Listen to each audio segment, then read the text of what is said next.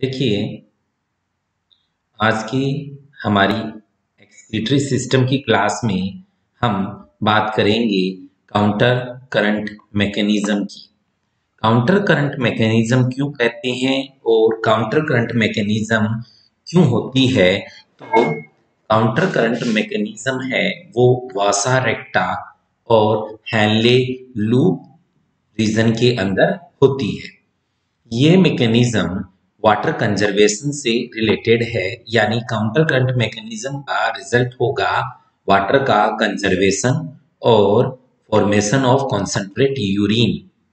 ये मेंटेन करती है हमारी बॉडी के ओस्मो रेगुलेशन को। देखिए, ये काउंटर करंट मैकेनिज्म डिपेंड करती है ऑस्मेटिक कॉन्सेंट्रेशन ग्रेडियंट के ऊपर, और ये ऑस्मेटिक कॉन्सेंट्रेशन ग्रेडियंट मेंटेन होगा NaCl और यूरिया से। यहाँ पहले हम इस हैनले लूप को देखते हैं। आप पहले की क्लासेस में ये जान चुके हैं कि ये हैनले लूप का यू शेप जो हैनले लूप है उसका ये डिसेंडिंग आर्म है जो थिन होता है, और ये जो असेंडिंग आर्म होता है वो थिक होता है। डिसेंडिंग आर्म वाटर के लिए most permeable and sodium chloride के लिए लेस परमेबल है।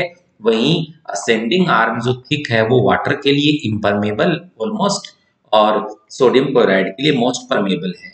यही वर्क करेगा यहाँ पर काउंटर करंट मैकेनिज्म में।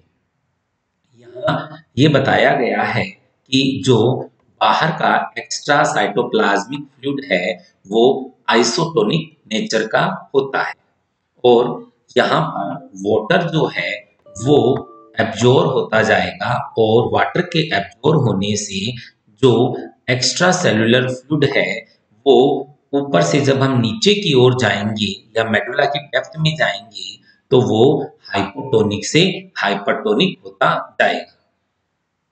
और आगे हम इसकी बात करते हैं। तो इसमें आगे हम बढ़ते हुए बात करें कि ये हैनले लूप की स्ट्रक्चर है, ये एक नेफ्रॉन की स्ट्रक्चर है, इससे हम समझते हैं। नेफ्रॉन की स्ट्रक्चर के अंदर ये देखिए, यहाँ पर 200 का मतलब ये है 200 मिलीओस पर लीटर यहाँ कॉन्सेंट्रेशन है जो फिल्ट्रेट है उसकी। असेंडिंग आर्म से जब हम हैनले लूप की ओर बढ़ते हैं तो 300, फिर ये 400, 600, 700, 800, 900। इसका मतलब ये हुआ कि यहाँ तक मिलीओस पर लीटर जो फिल्ट्रेट है उसकी कॉन्सेंट्रेशन बढ़ती जा रही है। उसकी कॉन्सेंट्रेशन बढ़ने का कारण है कि अंदर जो भी अल्ट्रा फिल्ट्रेट है वो कॉन्सेंट्रेट उसकी साल्ट कंसेंट्रेशन या वो हाइपरटोनिक होता जा रहा है, और उसका हाइपरटोनिक ये अंदर की बात कर रहे हैं, अंदर ये हाइपोटोनिक टू हाइपरटोनिक होता जा रहा है अंदर की ओर। क्यों? क्योंकि अंदर से वाटर मॉलिक्यूल है वो बाहर निकलते हैं इसके अंदर। फिर ये यू शेप जो स्ट्रक्चर है हैनले लूप के डिसेंडिंग आर्क की, यहाँ 1000, 1200, 1400 तक ये यहाँ पर जाकर के अंदर के अल्ट्रा फिल्ट्रेट की कॉन्सेंट्रेशन मोस्ट हाइपरटोनिक हो जाती है। फिर हम जब असेंडिंग आर्म की ओर बढ़ते हैं तो आप जानते हैं कि अल्ट्रा फिल्ट्रेट की जो कॉन्सेंट्रेशन है वो रिड्यूस होती चली जाएगी, और उसके रिड्यूस होते चले जाने का कारण होगा, ये रिड्यूस होती चली जाएगी और ये रिड्यूस होते जाने का कारण होगा कि यहाँ पर अब ये वाटर के लिए इम्परमेबल या लेस परमेबल होकर के सोडियम क्लोराइड आयन के लिए ये परमेबल हो गई है। तो इस अल्ट्रा फिल्ट्रेट से सोडियम क्लोराइड है वो एक्स्ट्रा साइटोप्लाज्मिक फ्लूइड जो है उसमें निकल जाती हैं। एक्स्ट्रा साइटोप्लाज्मिक फ्लूइड में जाने से इसकी अल्ट्रा फिल्ट्रेट की जो आयनिक कंसेंट्रेशन है वो रिड्यूस होती जाएगी, और वो 900, 800, 600, 500, 400 इस तरह से वो कम होती चली जाती है और इक्वल होती चली जाएगी इसके, और ये 200 तक यहाँ चली जाती है। तो इस तरह से जो असेंडिंग आर्म है वो हाइपरटोनिक टू हाइपोटोनिक मूव करती है। फिर ये डिस्क्रीट कॉन्वोल्यूटेड ट्यूब्यूली के अंदर 400, 500 मिलीओल्स पर लीटर। फिर कलेक्टिंग डक्ट के अंदर भी जैसे जैसे हम मेडुला की डेप्थ में जाते जाएंगे वैसे वैसे ये इसकी कॉन्सेंट्रेशन है वो बढ़ती जाएगी और ये अल्ट्राफिल्ट्रेट है वो हाईली हाइपरटोनिक होकर के यूरिन फॉर्मेशन करेगा। हेनले लूप एवं वासा रेक्टा की दोनों भुजाओं में ग्लोमेरुलस फिल्ट्रेट की कंसंट्रेशन अपोजिट डायरेक्शन में होती है। तो यही तो बात है कि देखो इसमें असेंडिंग में हाइपो टू हाइपर हुआ और डिसेंडिंग में डिसेंडिंग के अंदर हाइपो टू हाइपर हुआ कंसंट्रेशन और असेंडिंग में हाइपर टू हाइपो हो गया। तो इनकी डायरेक्शन अपोजिट होने के कारण इसी तरह वासा रेक्टा में होता है। तो ये काउंटर करंट एक्सचेंज मेथड कहलाता है। अब बात करते हैं नेक्स्ट पॉइंट की, यूरिनेशन या मिट्यूरेशन। देखो यूरिनेशन या मिट्यूरेशन का मतलब होता है कि वॉल्यूंटरी ऐच्छिक रूप से यूरिन का एक्सक्रीशन करना। एक व्यक्ति every day 20 to 30 gram urine का एक्सक्रीशन करता है और ये कंट्रोल रहता है हमारे सीएनएस से, क्योंकि सीएनएस में ये जो यूरिनरी ब्लैडर होती है उस पे सेंसरी रिसेप्टर्स पाए जाते हैं और जब इसके अंदर यूरिन कलेक्ट हो जाता है तो सेंसरी न्यूरॉन हमारे सेंट्रल नर्वस सिस्टम को सिंबल भेजता है और सीएनएस है वो मोटर न्यूरॉन के द्वारा उसको यूरिनरी ब्लैडर को इंफॉर्मेशन भेजती है और उसमें कंप्रेशन होने से वो एक्सक्रीट हो जाता है। इसमें स्पिंटर्स होती हैं वो ओपन हो जाएगी और ये ओपन हो जाता है। एक व्यक्ति एवरीडे 1.5 लीटर यूरिन का एक्सक्रीशन करता है। यूरिन जो है उसकी अगर हम कंपोजिशन केमिकल कंपोजिशन की बात करें तो यूरिन की pH slightly acidic in nature होती है। उसकी पीएच होती है 6। ये येलो इन कलर होता है। ये इसके येलो कलर का कारण है यूरोक्रोम। येलो कलर का कारण है यूरोक्रोम। फ्रेश यूरिन में स्मेल का कारण है यूरिनोइड। 3-4 घंटे पश्चात यूरिन में स्मॉल स्मेल आती है, उसका कारण है अमोनिया और यूरिया का अमोनिया में कन्वर्ट होना, यूरिया में अमोनिया का पाया जाना।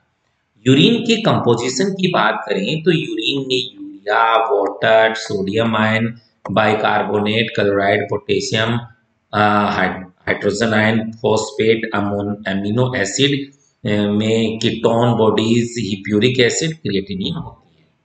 यूरिन टेस्ट के द्वारा विभिन्न विकारों को एनालिसिस किया जाता है जैसे ग्लाइकोयूरिया, कीटोन यूरिया, डायबिटीज मिटेलिस, हीमेटोयूरिया एसेट्रा का पता इसमें हमें ये होता है।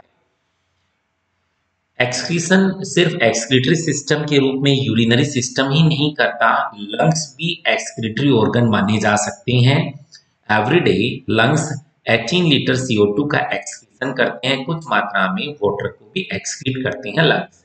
लीवर ये बॉडी की सबसे बड़ी ग्लैंड होती है, ये आपको याद रखना है। Largest gland of our body liver. हम एंडोक्राइन ग्लैंड की बात नहीं कर रहे हैं, हम लार्जेस्ट ग्लैंड की बात कर रहे हैं। लीवर में बाइल जूस एंजाइम का सिक्रीशन होता है। इसमें bilirubin, biliverdin, cholesterol, low molecular weight वाले स्टेरॉइड्स, विटामिन्स, लंग्स ड्रग्स का सिक्रीशन करते हैं। स्किन में स्वेट ग्लैंड पसीने की ग्रंथियां पाई जाती हैं। वाटर एक्सीड करता, glucose, urea, uric acid sweat में पाए जाते हैं। सीबेशियस ग्लैंड्स में सीबम होता है, ऑयल ग्लैंड्स होती हैं, हाइड्रोकार्बन वे स्टेरॉइड्स इसमें पाए जाते हैं। स्किन प्रोटेक्टिव लेयर होती है। सलाइवा के द्वारा भी नाइट्रोजनी पदार्थों का उत्सर्जन होता है। किडनी के डिसऑर्डर की हम बात करें तो यूरेमिया, ब्लड में यूरिया की मात्रा बढ़ जाना, ग्लाइकोसूरिया, यूरिन में ग्लूकोज की मात्रा बढ़ जाना, हीमेटोयूरिया किसे कहते हैं, यूरिन में आरबीसी ब्लड का आना हीमेटोयूरिया कहलाता है। Glomerulus nephritis, infiltration of glomerulus of kidney, nephron के ग्लोमेरुलस भाग में इन्फेक्शन हो जाता है। कुछ और रोगों में है पोलीयूरिया। ये पूछ लिया जाता है what do you understand about polyuria. अधिक मात्रा में यूरिन का त्याग करना, एन्यूरिया मूत्र का कम लगना, ओलिगोयूरिया कम मात्रा में यूरिन का त्याग, सिस्टिस यूरिन ब्लैडर में infection, cystitis and dysuria painful urination, anticoagulant के रूप में हिपेरिन काम में लेते हैं। ये सिफेलिन, ठीक है। तो देखिए ये हमने बात कर ली है एक्सक्रीटरी सिस्टम की, और हमने अपनी क्लास में बात की कि किस तरह से एक्सक्रीटरी सिस्टम के पार्ट होते हैं। अब हम इन जनरल हमारा जो कंप्लीट हमने 4 सीरीज में पढ़ा है उसको हम इन शॉर्ट और बात कर लेते हैं यहाँ पर। तो देखिए हमने हमारे बात की कि यूरिया का एक्सक्रीशन या एक्सक्रीटरी जो कंटेंट है, अमोनिया है, यूरिया है, यूरिक एसिड है, उस बेस पे एनिमल्स को क्लासिफाई किया गया है। कुछ और भी फॉर्म होती हैं जो स्पेशली कुछ ऑर्गेनिज्म एक्सक्रीट करते हैं। उसके बाद हमने किडनी की ओरिजिन के बेस पे प्रोनेफ्रिक, मीजोनेफ्रिक, मेटानेफ्रिक किडनी की बात की। फिर हमने किडनी की स्ट्रक्चर की बात की है, और हमने पूरा एक्सक्रीटरी सिस्टम की स्ट्रक्चर में क्या क्या पार्ट होते हैं उनको हम डिस्कस कर चुके थे। उसके बाद हमने ये कहा कि किडनी की जो स्ट्रक्चरल फंक्शनल यूनिट नेफ्रॉन होती है उसका स्ट्रक्चर इस तरह से होता है। उसके बाद हमने मैकेनिज्म ऑफ यूरिन फॉर्मेशन में ultra filtration, selective absorption and tubular secretion की बात की, जिसमें हमने नेट फिल्ट्रेशन प्रेशर क्या होता है, और उसके बाद हमने बात की किस तरह से दूसरे फैक्टर्स होते हैं वो यूरिन को यूरिन फॉर्मेशन को कंट्रोल करते हैं। और ये थ्रेशोल्ड, लो थ्रेशोल्ड और थ्रेशोल्ड सब्सटेंसेस की बात की, हैनले लूप की हमने बात की, tubular secretion, counter current exchange की हम बात कर चुके थे। फिर यूरिन कंपोजिशन में क्या क्या आता है और किडनी के क्या क्या डिसऑर्डर्स हैं, ये सब हम अपनी क्लासेस में डिस्कस कर चुके हैं।